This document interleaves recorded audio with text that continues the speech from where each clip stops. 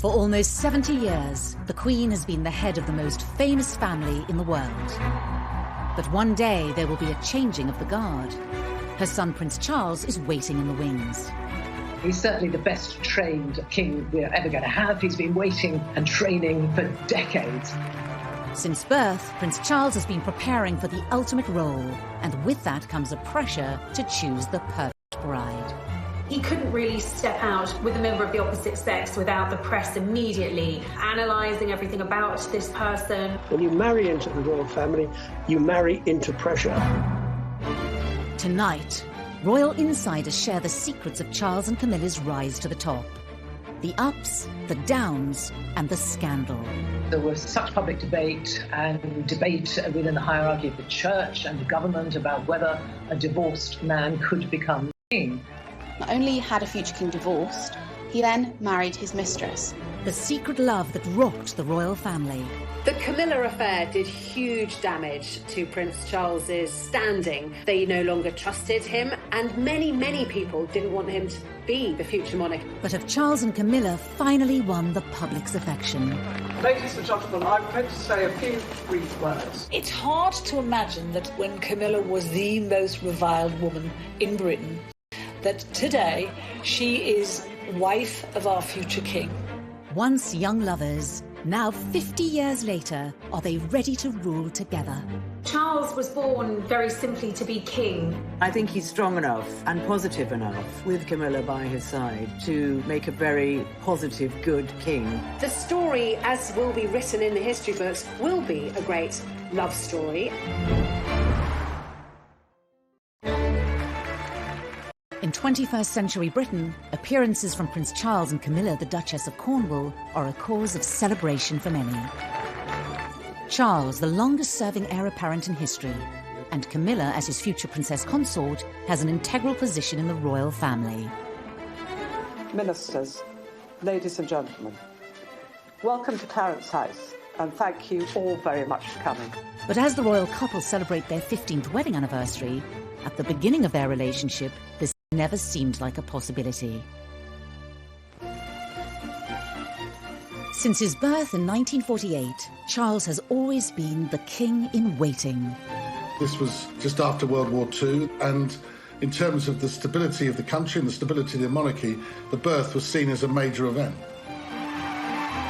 It was a moment for huge celebration because Charles was born very simply to be king. The eldest of 4 siblings, and with the future of the monarchy on his shoulders, Charles had to quickly learn the responsibilities of royal life. Charles didn't spend a lot of time with his mother in the early years. She went off on tour and left the children at home with nannies and governesses. He really wanted to do well at everything, didn't want to put a foot wrong. And I think that must have been really challenging.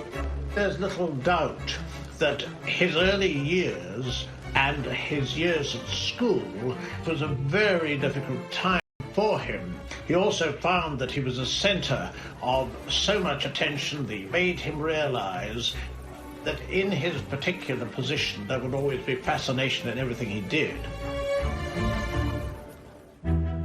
As the future king grew older, questions began to be asked of who would one day be his queen.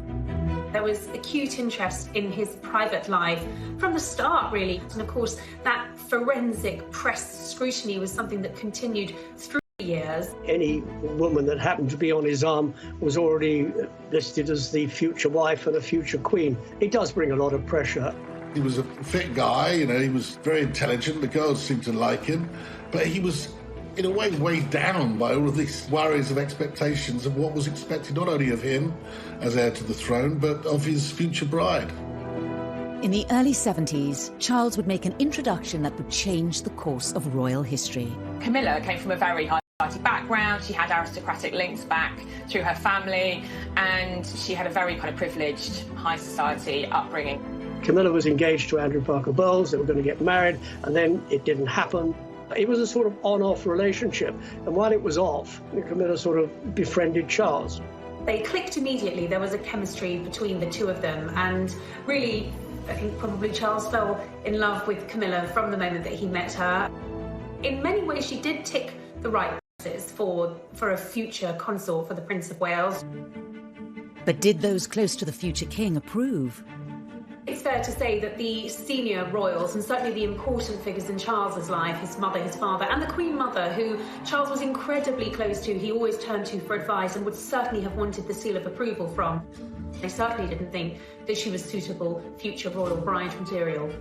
She had a past, and she romanced Andrew Parker Bowles.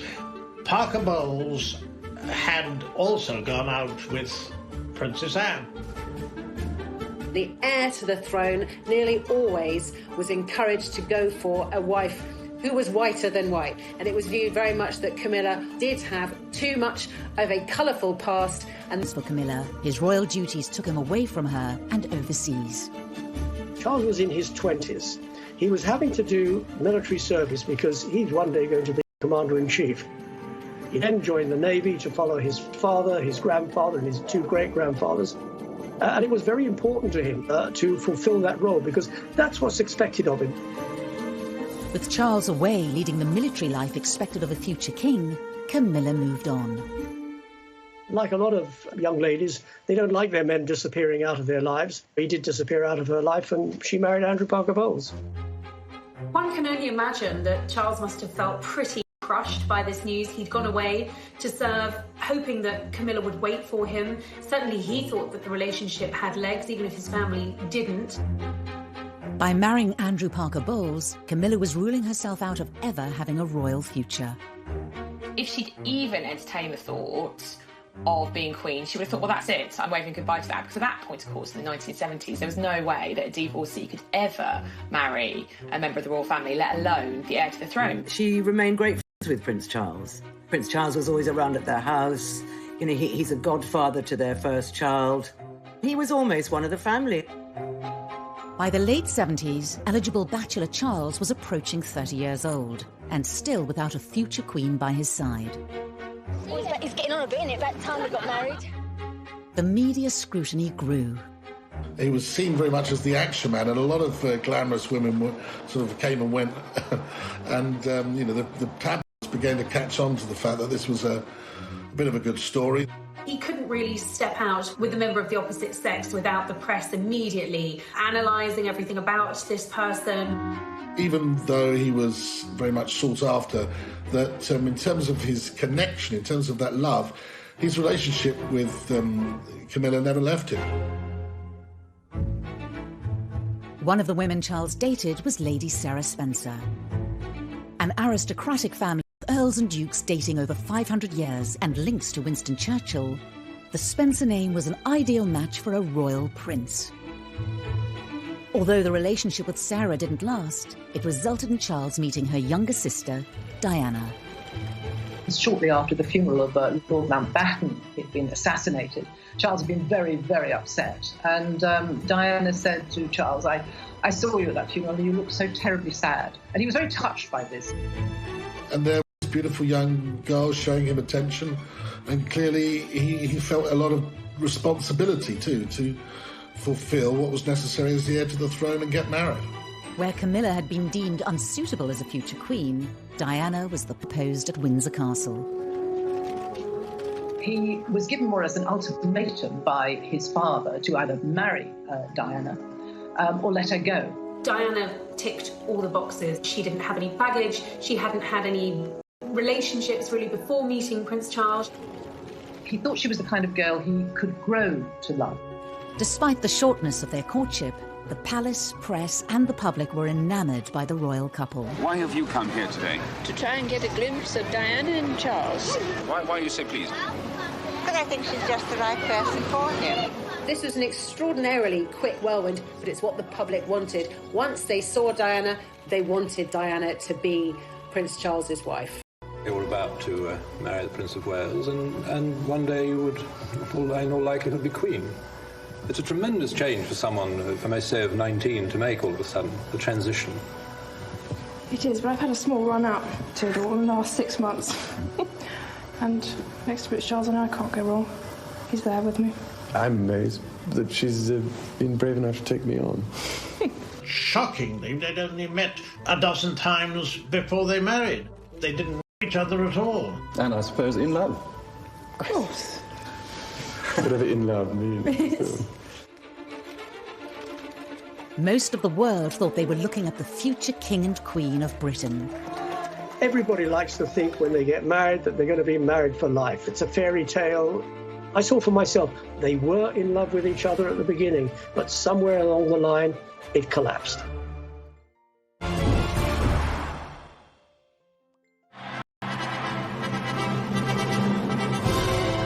On a hot summer's day, with the eyes of the world upon them, Prince Charles married Lady Diana Spencer in July 1981. The event was watched by 750 million people worldwide. This was a thing of fairy tales. She was so young, so beautiful. Here he was, the future king. It seemed to be, from the outside looking in, a marriage made in heaven. The feeling was electric from one end of the United Kingdom to the other, from north to south, from east to west. The United Kingdom was granted a national holiday to mark the wedding of the heir to the British throne, who was marrying somebody many thought to be the perfect future queen. They bought the tea towels, they bought the mugs, they turned up outside St Paul's Cathedral, they lined the streets of the Mall, they gathered outside that famous balcony to watch that iconic royal kiss. When the truth was somewhat different.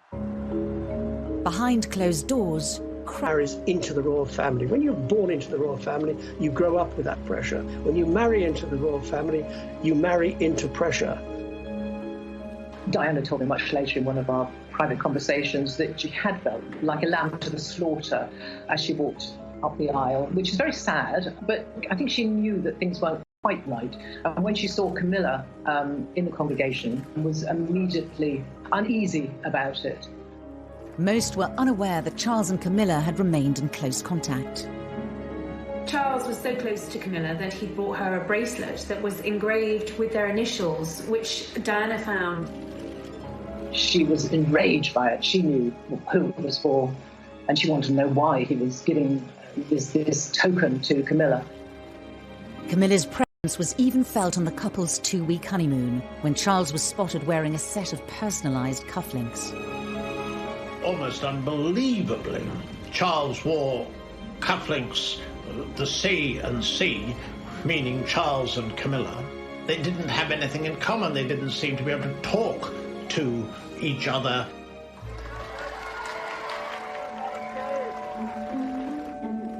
Despite whispers in the press of a rift between the royal couple, within 3 years, Charles and Diana had welcomed 2 sons, William and Harry, into the world. Royal insiders pinpoint this as the moment that Charles and Diana's relationship was starting to break down. Charles wasn't the fully hands-on dad that she would have expected, and I suppose that created a distance between the two.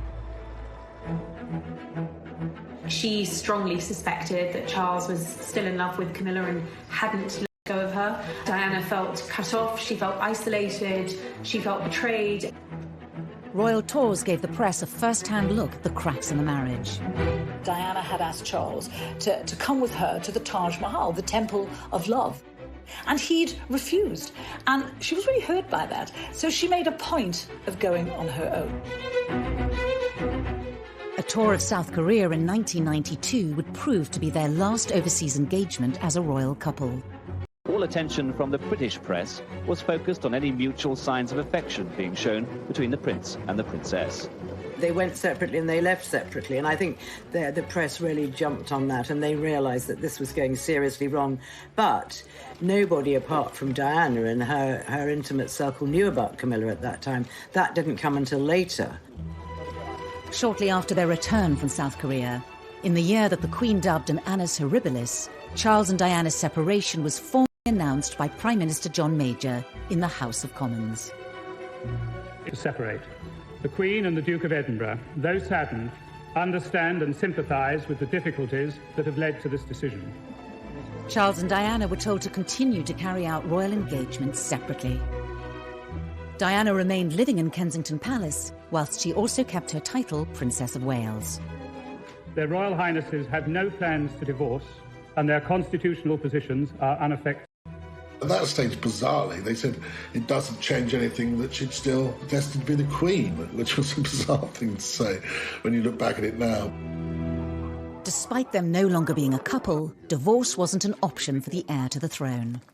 Charles, as the heir to the throne, is the future head of the Church of England. The thought that someone who was going to be head of the Church of England could ever be divorced was complete no-no.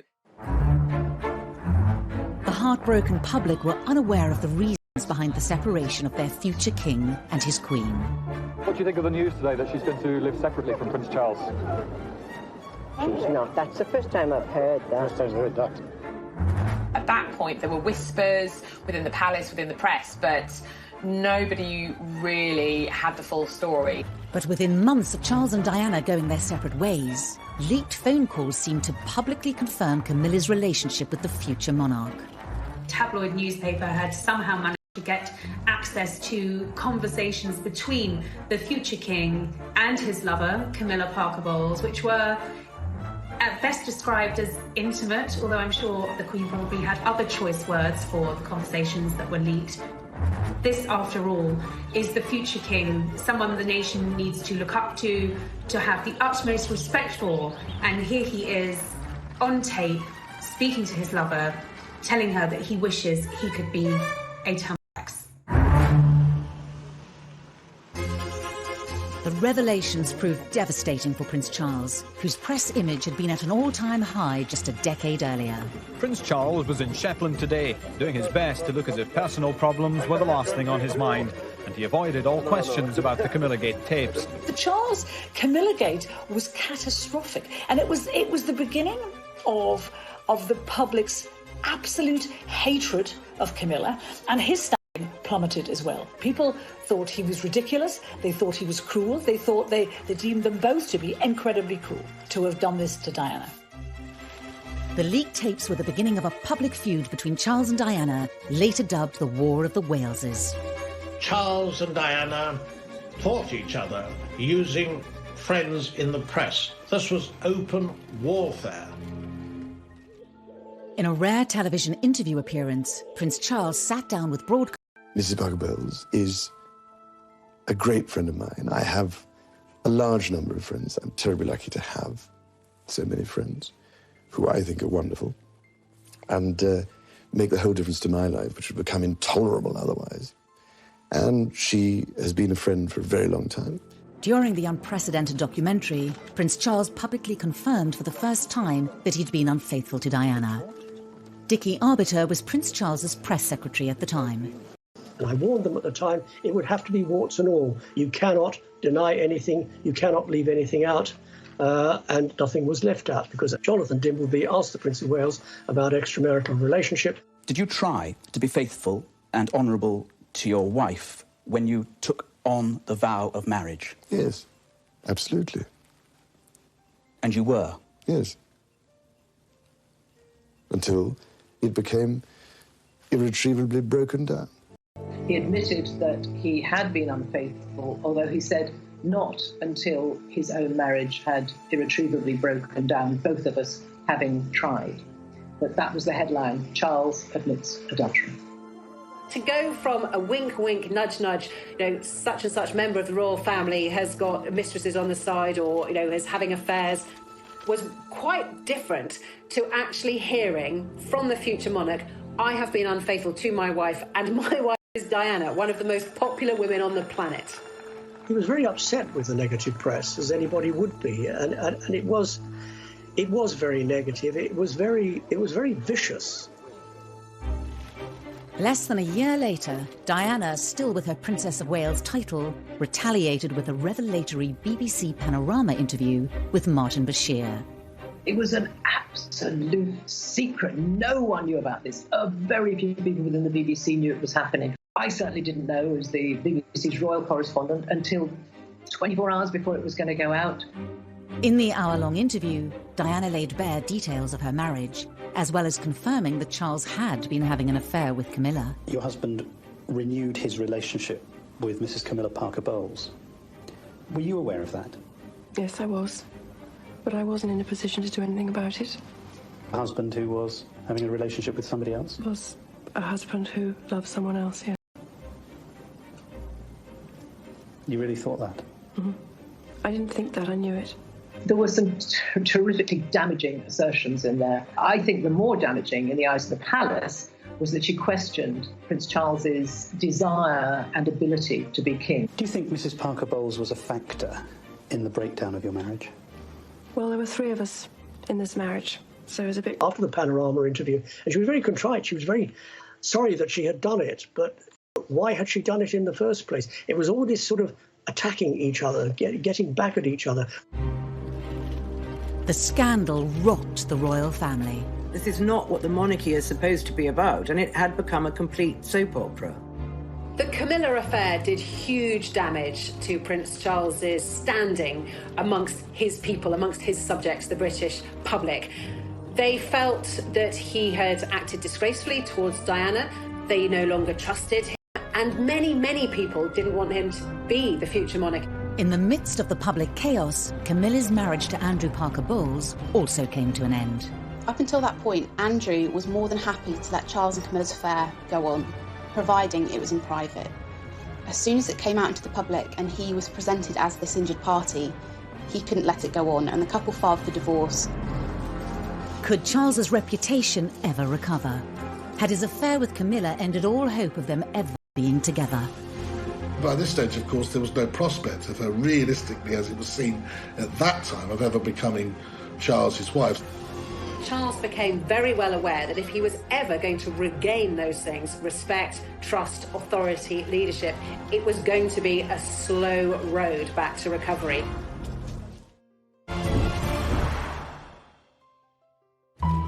Charles and Camilla's affair had been explosive for the monarchy. Prince Charles was in Shetland today, and he avoided all questions about the Camillagate tapes. The popularity of the future king was at an all-time low with the public, as was Camilla's.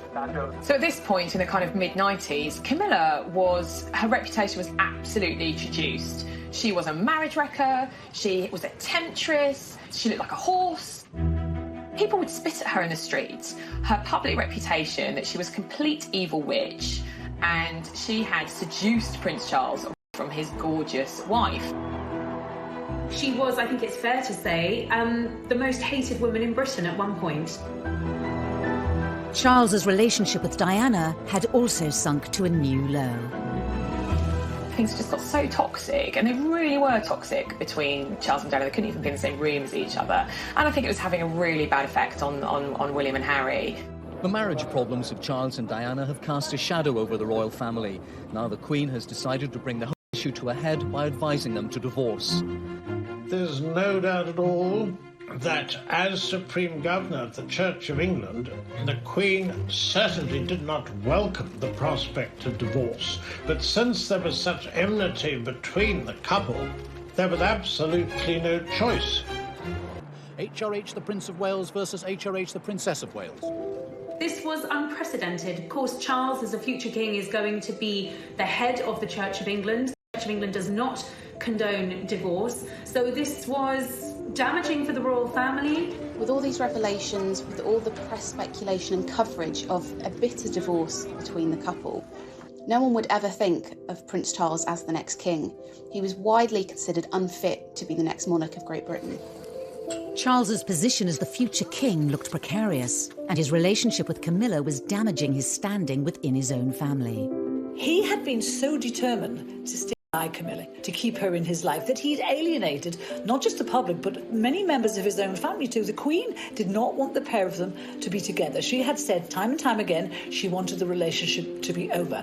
During this difficult time, there was only one person he could turn to and truly confide in. While Camilla was absolutely reviled in England, hated by a lot of people, to Charles, she was his absolute pillar of strength. You know, she was his rock, and really, she was everything to him. Charles was determined to continue his relationship with Camilla and one day make her his future queen. Anyone close to the Prince of Wales, and that included his mother, knew that when it came to Camilla, she was non-negotiable, and Charles made that very clear from the outset. He hadn't gone through everything he'd been through, the public humiliation, the admitting of adultery, not to be with Camilla at the very end of it all. When Camilla was divorced and Charles was divorced, it kind of opened up the possibility of the two of them getting together, but both of them being very sensible people and grown up, realised that this would not be a walk in the park. They would have to do it very gently to ease Camilla into society. If Charles was to keep his throne and one day end up with the woman he loved, he would have to improve his public image and regain their respect. Charles went into damage limitation and firefighting on a level that, frankly, the palace were probably not equipped to do. Charles employed Mark Bolland, a very seasoned and experienced PR professional, to rehabilitate his and Camilla's image. One of the ways he did that was he absolutely befriended all the newspaper editors, he befriended all the newspaper owners, and he gave those editors stories, favourable stories about Charles, about Camilla. And he would feed us little bits of information. He would tell us what Camilla was up to, what Charles was up to, what his feelings were about Camilla. Then Prince Charles and his sons, on their first day together on holiday, appeared, having deliberately and most unusually encouraged the press and television coverage. He was beginning to lay the groundwork for the woman who he wanted to one day be his queen. But in 1997, tragedy struck. We have reports from Paris that Diana, Princess of Wales, has been killed in a car accident. I think that Charles was devastated when Diana died. I think he was racked with guilt. I think also he wanted, as the Queen did, to protect William and Harry. But the monarchy tends to work using precedent. There was absolutely no precedent for the outpouring of grief, which was completely unique when Diana died. But there's no question that Charles' attempts to get the public on side with Camilla were obviously set back. In the face of this national tragedy, it looked like the British public would never accept Camilla as part of the royal family. I think that after Diana's death, I mean, Camilla was abused in the street, was yelled at, she had nasty letters written to her.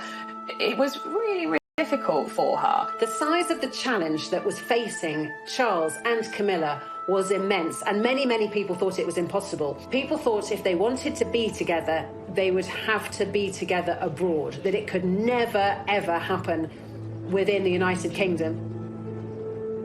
A year after Diana's death, Charles restarted his campaign to introduce Camilla as the woman who would one day stand beside him. But he was met with strong opposition. The Queen was quite clear that she was not going to meet Camilla. She didn't want to hear about Camilla, and it was still a name that really wasn't widely spoken in palace corridors. She, as constitutional monarch, felt she should uphold the standards that she'd adhered to all her life, and should she accept that her divorced son should be with a divorced woman? Should she condone this relationship? Was that what her faith, her religion, she's very religious, would guide her to do? The Queen may have been having doubts, but on Charles's staff, it was decided that they needed to forge ahead with introducing Camilla to the great British public and bring her out into the open as Charles's partner. There was an attempt to do it at the wedding of Santa Palmer Tompkinson, and her mum, Patty, was Camilla's best friend. So they were going to try and be together there, but that couldn't happen either because they decided they would upstage the bride. And that wasn't fair. There had been suggestions that the Prince and Camilla Parker Bowles would take the opportunity to go public with their relationship. But she joined other guests well before him, looking relaxed and... The couple were invited to the birthday party of Camilla's sister Annabelle, to be held at the Ritz Hotel in London. It was seen as the right opportunity to give the British public their first glimpse of Charles with his future consort Camilla by his side. It was dubbed Operation Ritz. I remember being in the newsroom, and it was a cold day in January, and rumours started to knock about that something was going to happen down at the Ritz, and that maybe we were going to get sight of Charles and Camilla together for the first time. Mark Bolland was giving sort of the nod and the wink that actually we ought to get our ladders down there. So I said to the news desk, right, get the ladder down there. Well, there were 200 cameras there, I think. Charles and Camilla emerged. She was wearing a very neat little black coat, and I remember she had a beautiful choker on at the time. And they stood and they posed for photographs, and those photographs went around the world, and that was the beginning of trying to get the public to like them. Of course, it's only a picture, but last night's coming out was symbolic. Whatever people think about Camilla and Charles, they're telling the world we're a couple, and you better accept it. This was a big statement. Camilla was going to have some sort of formal role in the future, because there she was on the arm of Prince Charles, very officially his date for the evening. This really felt like a turn in the road. Suddenly, Camilla wasn't just Charles's mistress. Now she was his companion. Now the press had their first picture of them, it was down to the Queen to give the relationship the seal of approval. In 2000, she agreed to attend a birthday party for King Constantine of Greece, to be held at Charles's home, Highgrove. So on the guest list was Camilla. It seems Camilla's friendship with King Constantine of Greece, seen here at his daughter's wedding, was crucial to her inclusion on the guest list for his 60th birthday party today. The Queen, it seems, made a very deliberate decision to attend. As the press officers in the royal family are very frequently reminding me that, Emily, private things remain private. Sometimes private things do not remain private when they want to send a message. And at that particular point, they wanted to show, or at least Charles wanted to show, Camilla had got the ultimate seal of approval from his mother, the head of state, the Queen. The Queen knew that if she met Camilla in a formal or semi-formal capacity, it would be a really, really big deal. Buckingham Palace are playing down the importance of today's meeting, but for Charles and Camilla, it is a milestone. The heir to the throne's long-term companion, now accepted in royal circles. The Queen, of course, would have preferred Charles not to have divorced. She would have preferred him not to have admitted adultery or not to have committed adultery. But she is quite a wasn't going to go anywhere. And I think the Queen then thought, well, we might as well get on with this, and she might as well be welcomed into the family. The meeting with the Queen was absolutely fundamental in the turning point of the public accepting Camilla, because the feeling was, certainly among Charles and his advisors, that if the Queen could accept Camilla and could welcome her into the family, then the public could welcome Camilla too. And that really paved the way for a change in attitude among the public. By the end of the millennium, Charles's popularity had bounced back. But there was still a long way to go for Camilla to be accepted as Charles's future queen.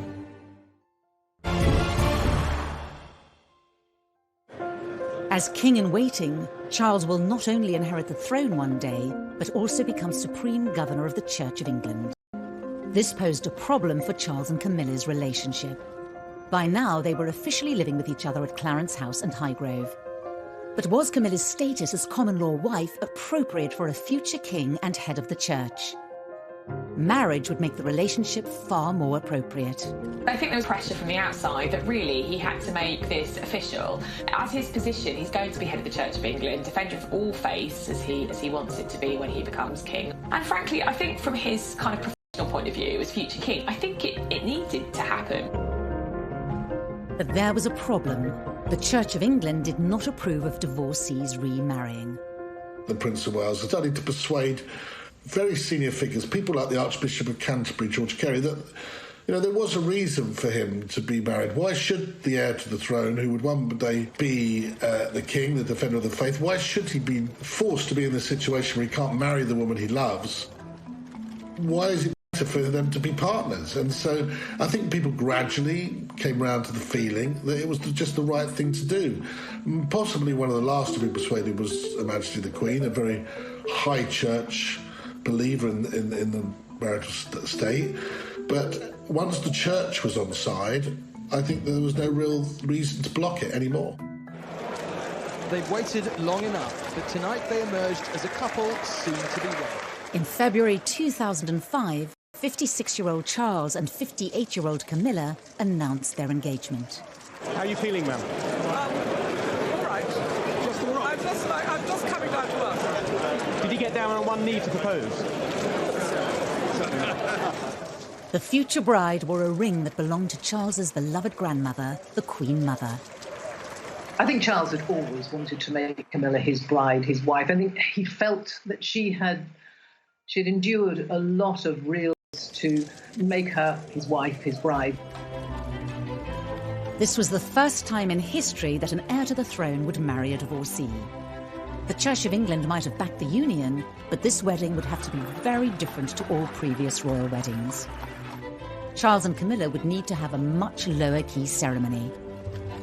Having been divorced already, both Charles and Camilla would have found it difficult to marry within the church. So instead, they had a civil service at the Windsor Guildhall. This would be the first large-scale event with Camilla at the centre of royal life, and Camilla was nervous at the potential public reaction. She was terrified no one would come. She was terrified she'd be booed. And I remember seeing film footage at the time, about 6 a.m, and there was no one on the streets of Windsor. It was freezing as well, I remember. It was a really, really cold day. She must have been terrified that no one would be there. And, you know, I think as a journalist, I was looking at it thinking the only reaction to this is going to be national apathy, which is kind of almost as bad as protests. However, by 10:30, the streets were thronging with people. As the Prince and his bride were being driven the short distance from Windsor Castle to the Guildhall this morning, history prepared to record a royal marriage without precedent. TV cameras filmed the moment when Charles and Camilla arrived at the registry office in Windsor for their historic marriage. The ceremony was attended by William, Harry, Camilla's children, and a few friends. The Queen, as head of the Church of England, did not feel that she could attend, but she did join the couple for a blessing at St George's Chapel afterwards. The first time the public got to see the Queen really close to Camilla was when Charles and Camilla came out of St George's Chapel after the blessing of their wedding ceremony. And there was a picture that didn't appear to be staged. It seemed very, very natural, but there was Camilla by the Queen's side, Queen looking very happy, very relaxed, and, well, Charles looking like the happiest man on earth, because I think on that day he probably was.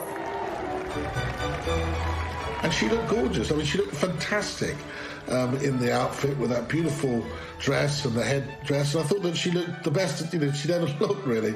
And I think people really at that time thought, well, why shouldn't these two, who were the picture of happiness, who had this long, long love affair on and off over many years, why shouldn't they find happiness? Camilla was now officially part of the royal family.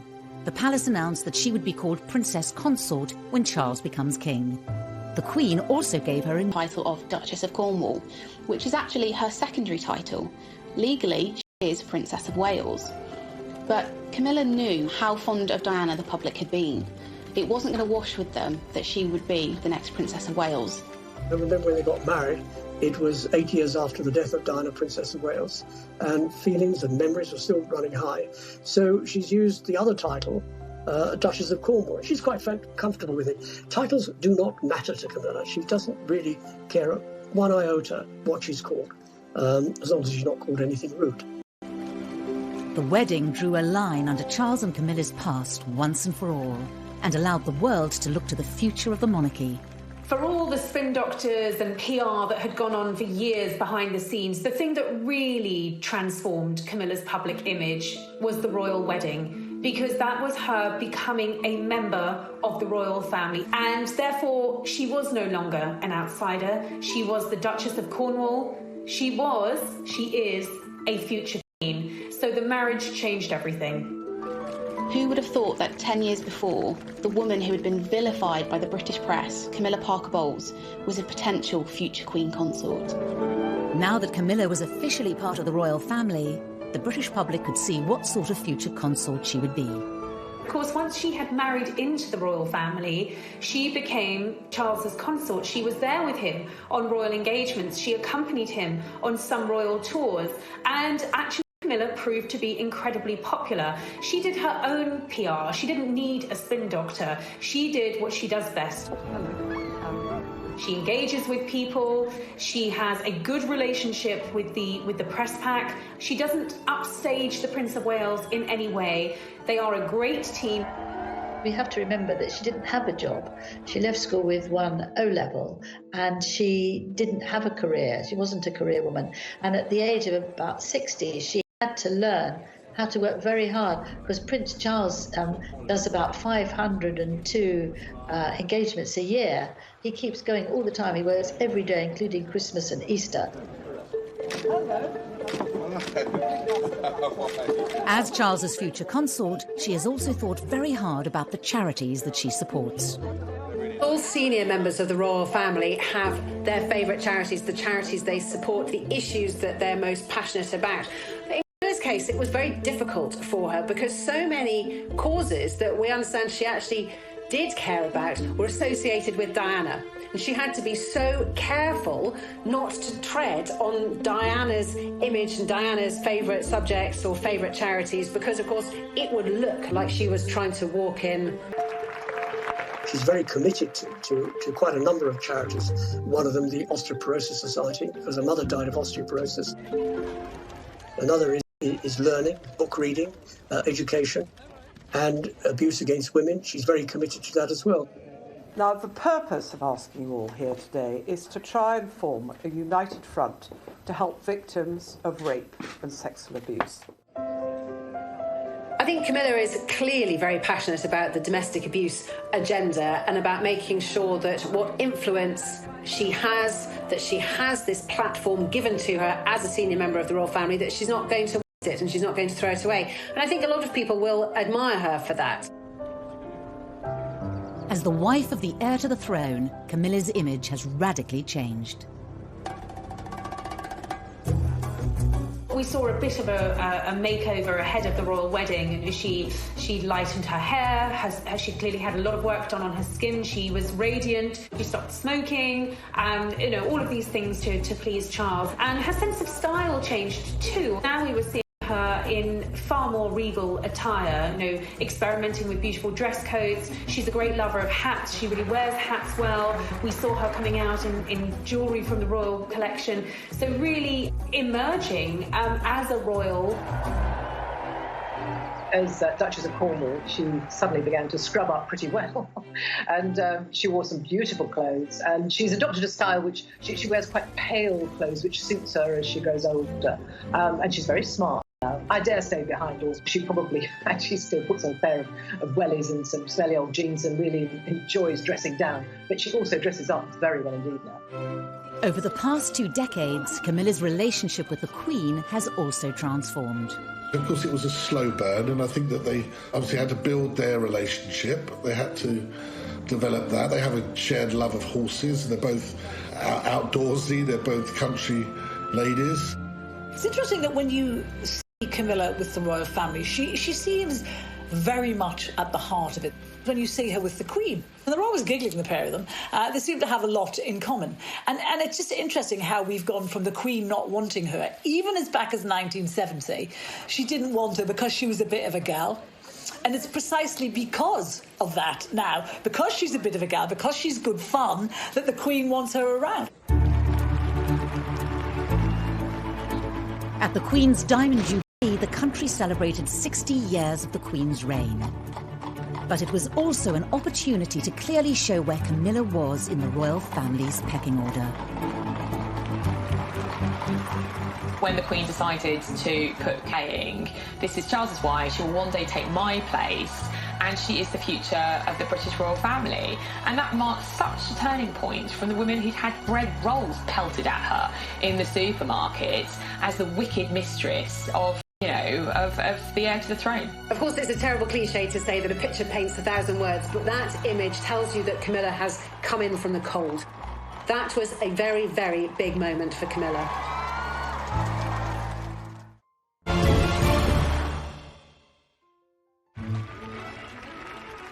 By the time of her wedding to Prince Charles in 2005, Camilla Parker Bowles' journey from royal mistress to royal wife had been extraordinary.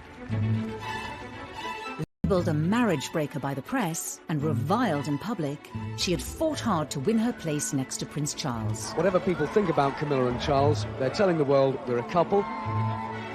Despite her place in the nation's affections and the approval of the Queen, she still had to convince the hardest judges of all. the rest of the royal family, and in particular, Princes William and Harry. Camilla's relationship with William and Harry has always been quite tricky. Diana obviously painted Camilla as the marriage wrecker. For the Prince of Wales, the first proper meeting between his son William and his longtime friend Camilla Parker Bowles was obviously a significant event. The princes were in their mid-teens when their father's relationship with Camilla became public. Harry refused to see her to start with. Harry wears his heart on his sleeve. He was in his teenage rebellious phase, smoking dope and kind of getting into trouble. But with children of her own, Camilla was well placed to tackle the unique challenges of being stepmother to William and Harry. In the early years after Diana's death, all those boys had was Charles. And we all know Charles was emotionally stunted. So they would have needed a woman to talk to sometimes. And I suspect Camilla was very good at fulfilling that role. William first spent half an hour with Camilla, it's now emerged, and they've got together again since. She knows that she's not their mother. She's never tried to step in and be their mother. She has been there to support them when they've needed that support. So what was, in the early stages, a very difficult relationship has grown to become a very close one. It is amazing how close we've become, you know, I mean, ever since our mother died. She's a wonderful woman, and she's made our father very, very happy, which is the most important thing. William and I love her to bits. 10 years before Camilla married Charles, it was inconceivable that William and Harry would have accepted her into their family. But both princes would themselves bring new people into the royal fold, Kate and Meghan. As a royal outsider herself, Camilla had great empathy for both young women. For Kate in particular, Kate didn't know how to be royal, so she would have felt like an outsider. And in those early days, she was pursued by the paparazzi, by the press. The new bride has experienced it at first hand. She, not William, will be the focus of attention. While Camilla, she knew how it worked, and she was in a very good position to give Kate advice. To the royal wedding, she took Kate for lunch, I think, just to sort of settle nerves and give some good stepmotherly advice. She has been there for the Duchess of Cambridge. just over 6 years after William and Kate's wedding, Prince Harry announced his engagement to Meghan Markle. Royal watchers talked of her as someone quite unlike the other members of the family, but she had much in common with her future husband's stepmother. In many ways, Camilla had paved the way for Meghan, in the sense that they were both divorcees, neither of them were royal, but I think Meghan took any criticism of her position personally. Camilla would have been there to tell her not to take it personally, and that this is just what happens when you're an outsider. Throughout her life with Charles, Camilla has always maintained an upbeat public persona in the face of criticism. It's a quality that has rubbed off on Charles. As he edges closer to the throne, Camilla has transformed the way he engages with the public and approaches his duties. I think it's very clear when you look at Charles and Camilla over the last 15 years what a difference she has made to his persona, to his outlook, to his demeanour. We don't want to alarm. He's just clearly a much happier person now. He's relaxed a bit. In 2017, on a trip to Canada, Charles and Camilla visited native communities. One of the things laid on was this Inuit couple who were throat singing. And it sounded very much like two people having sex. Charles and Camilla were tickled pink by this. They were giggling like a couple of teenagers. And that would never have happened 20 years ago. Charles was a very serious, not a very humorous man. She lights up his life. She understands his moods. She understands how to get him out of those moods. She knows what makes him laugh. He loved that she was fun. Camilla has played a large part in softening Charles's public image during his long march to the throne. The awkward young man who blushed before the cameras. How you feel today, both of you? A confident public figure through the influence of his second wife. I think that Prince Charles would say that Camilla had been the making of him. I think she would be very modest about it and say absolutely not at all. But there may be one area of Charles's public activity which Camilla is powerless to change. His now infamous so-called political meddling. The results of human activity warm even this remote ocean. He has been outspoken on many issues in the past, and some of which have landed him in hot water. In 1984, at a prize-giving dinner for the Royal Institute of British Architects, Charles denounced a proposed extension to the National Gallery. What is proposed seems to me like a monstrous carbuncle on the face of a much loved and elegant phrase. Ever since, Charles has been accused of voicing opinions on areas of British life that some claim he has no right to be involved in. Patients should be able to gain the benefit of the best of both worlds, complementary and orthodox. In 2015, The Guardian newspaper revealed letters written by Charles to cabinet members over policy issues close to his heart. We know he cares about the environment and architecture, genetic engineering, all these things that mean a lot to him. And he's not afraid of controversy. The environment is full of uncertainty. We have made it into a rubbish dump. But he's writing the sort of letters with questions that you and I might ask. We won't get the answer, but he'll get the answer. As Prince of Wales, Charles's outspokenness has been tolerated. But when he takes the throne as Charles III, will it continue? The monarch is not supposed to get involved with politics. It will be interesting to see how Charles handles this, because he's not used to taking a step back. I think we will see him being proactive and possibly even political, with a small p. But I think it does give us an indication that Charles is going to be a hands-on king. But, you know, the monarchy changes all the time. Maybe he will be allowed to do that if he ever gets to be king. As Charles stands poised to become king, Britain is braced for a different, more political kind of monarchy. But the question remains, when will he take the throne? And when his 71-year wait ends, will Camilla take the title of Queen?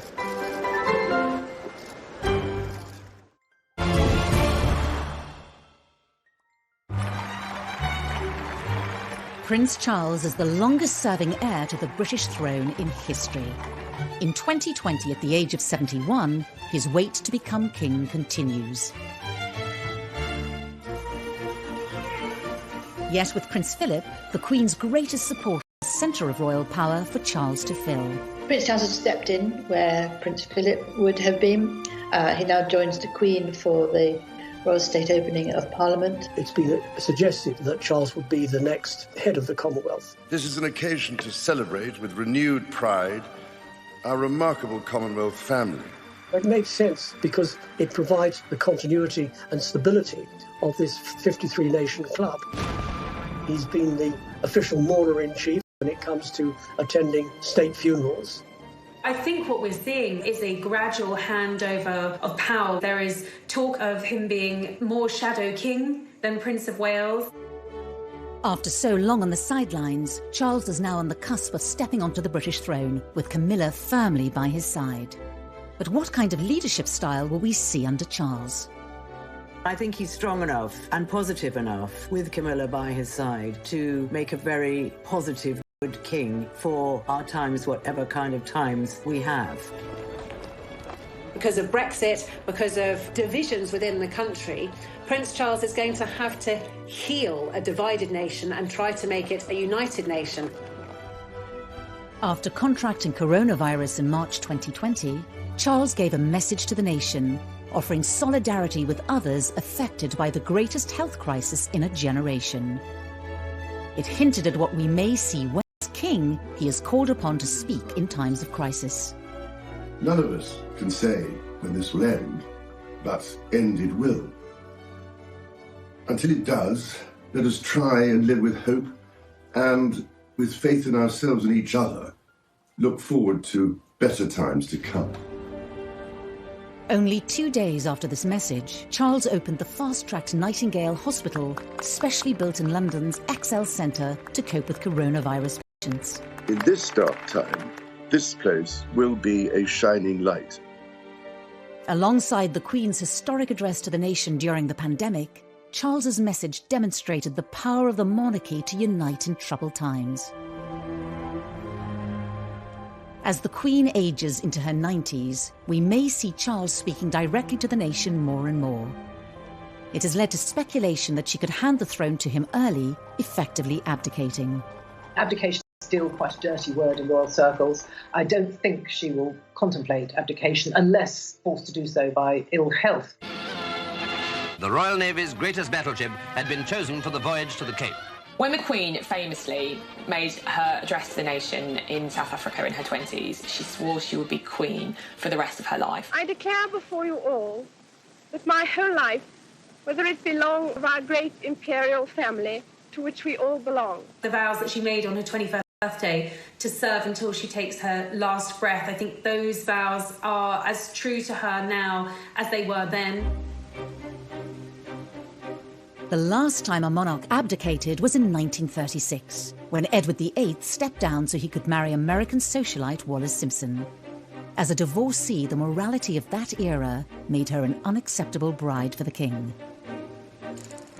But 60 years later, Britain was more accommodating of Charles and Camilla, both divorced from previous marriages. Abdication may not be palatable to the palace or the public, but further back in royal history is an example of another way that power could be handed over to Charles. In 1811, as George III became incapacitated with mental illness, Parliament invoked the Regency Act, whereby his son could rule in his name as the Prince Regent. The Regency Act remains at the disposal of any reigning monarch. The Regency Act means that she still retains the title, but the next in line, i.e. Prince Charles, will do all the duties for her. I don't believe for a moment that there will be a Regency Act invoked unless there is a serious illness that prevents the Queen from carrying out her duties. There are no signs of that. However it may happen, the rule of Charles III edges ever closer, with Camilla destined to be by the king's side. 20 years ago, it was inconceivable that the British public would have tolerated her in this position. But today, it seems she will be welcomed warmly into the role. But will there be support for her taking the title of Queen, even though Clarence House stated she would be Princess Consort at the time of their engagement? I think after everything that she's been through, all the vile press that she had to put up with, the names, the backstabbing, I think he will want her to be Queen Camilla. There will be some sort of testing the water. There will be focus groups and polling being done to find out if that is acceptable to the British public. I mean, what's a rehabilitation? She was the most hated woman in Britain. She had, tempted him away from his perfect wife and children, and they were having this affair, and it caused this divorce and the scandal of the 90s. To then be crowned as Queen Camilla is absolutely extraordinary. Whether she is called Queen or not, Camilla will be the closest confidant and support for our next king. But who else will be included in Charles's monarchy? There have already been signs very clear for quite some years that he wants to streamline the monarchy, and he doesn't want too many members of the family to charge the British taxpayer more than they have to. Although might be a good thing for the taxpayer and a good thing for the way the royal family work, it's not such a good thing for the charities, because you can't stay involved with all these charities with so few people. With the high-profile departures of Harry and Meghan, followed by Prince Andrew's dramatic exit from official duties, Charles's push for a smaller monarchy is already becoming a reality. We are now at a point where we are almost on a skeletal royal family. It's gone beyond streamlined. We've got the Queen, we've got the Prince of Wales and the Duchess of Cornwall, we have the Cambridges, and of course, Princess Anne. Whatever form Charles's inner circle takes, Camilla will be beside him, as she has been for 20 years. Their journey as a couple together has not always been smooth. But it seems for now, destined for a happy ending. The story, as will be written in the history books, will be a great love story, and it will be not only a king in waiting who had to wait 50 years to get on the throne, but also a prince who had to wait decades and decades to get the woman he'd always been in love with by his side.